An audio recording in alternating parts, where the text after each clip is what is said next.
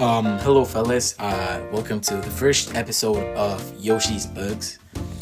In this series, I will be reviewing novels, books, and other stuff, just so that you guys kind of know like what my opinions are. And you guys shouldn't care what a 15-year-old opinion are, but I don't know. I just like to share, and it's for a school project. Today, we're gonna talk about Pride and Prejudice. This is quite the novel. I'm not gonna lie to you, it's quite old too.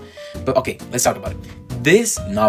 This book has a lot of drama and a lot of romance, as anybody knows, because it's such a famous story. I will tell you this from the start. This is like the best slow burn tension ever. Like it's so worth it. Like when you're cooking something, you just put it in low heat for like a few hours, and then when you're done cooking it, it tastes amazing. That's this novel. I would say that's the best definition for this book. It's one of those stories that if you get into it, you're gonna really, really get into it. Even if you don't read classics, if you can kind of like understand the first few chapters, you're gonna love it. Jane Austen, she really knows how to write a character because they actually feel human, even like centuries later. Like sometimes with novels, they just feel like they're the perfect person, but this one, they actually feel human. This novel is pretty interesting because it's basically a story of misunderstandings between this couple and a lot of like whole lot of societal drama.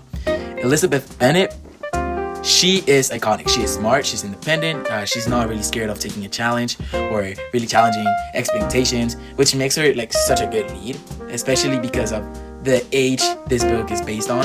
So she's really unique. And Mr. Darcy, I would say he's the ultimate brooding love interest because he starts like cold and standoffish, but his character growth is like really good, like chef's kiss. But at the same time, it's just like every other novel, you know what I mean?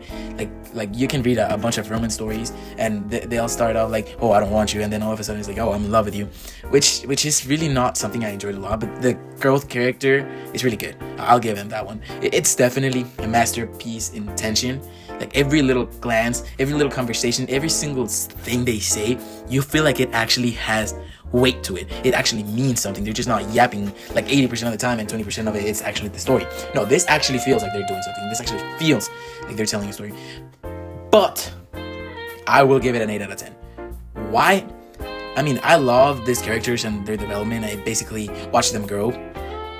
But the world of Pride and Prejudice feels like too surreal at times. It feels like a Disney movie sometimes. It's like if they're in their own bubble and like everything feels too clean, like too polished, too perfect. Like it's neatly tied together. Like it feels like an actual like too Disney of a movie. Like, you know what I mean?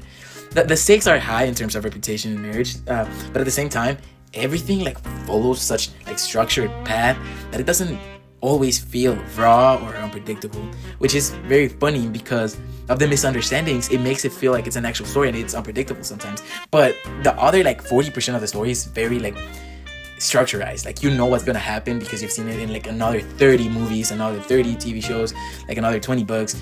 But the other 60%, when they're actually like talking to each other and they're like very misunderstanding of each other, it's chef's kiss. I'm not gonna lie. I wish it was all misunderstanding, but I mean it's a love story at the end of the day. Even though it feels kind of messy, real love stories, like real like partners, they're always like in fights and all of that, and it's kind of messy. But this one has its struggles, but it still feels too much of a Disney movie. It feels like a fantasy version of romance, not really human enough, in my opinion.